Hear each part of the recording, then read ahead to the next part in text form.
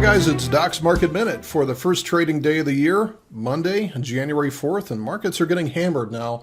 They've been open about 15 minutes in the cash session, although the futures were selling off almost 40 handles overnight into the early morning. The reason was China. China's getting hammered right now and is down 7%, and they actually had a trading halt.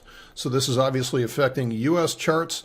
What we have to do right now is separate what's actually happening from the emotion of the moment. Anytime we have a move like this, where we're down, say, 400 points in the Dow, about 40 points in the S&P, this generates a massive amount of emotion. And people tend to stick their head in the sand and hope that it goes away, although this can lead to tremendous opportunity.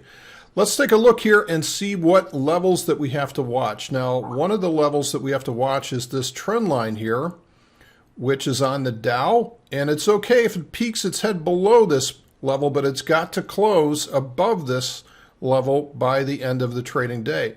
The other level that we have to watch out for is going to be the 61.8% fib of the entire move off the bottom, and that's going to come out around just a little bit over 16,000. So we're going to have to watch that level, but this would be very similar to what occurred back in 2011. Looking at the S&P, we have the same level here. Again, it needs to close above this descending trend line to stay within this pattern. It's okay if it peaks its head below there and tests below there and doesn't undercut. Actually, an undercut would be preferable to some degree because it generates maximum negativity. If that does not hold, then the next level that must hold is going to be just above 1960 on the S&Ps. Now just remember that way back in 2011, we had something very similar to this occur.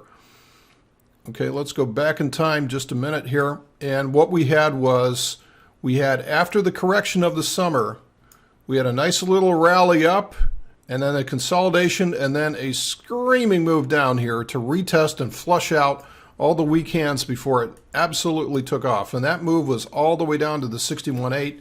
We're seeing the same exact thing happen again.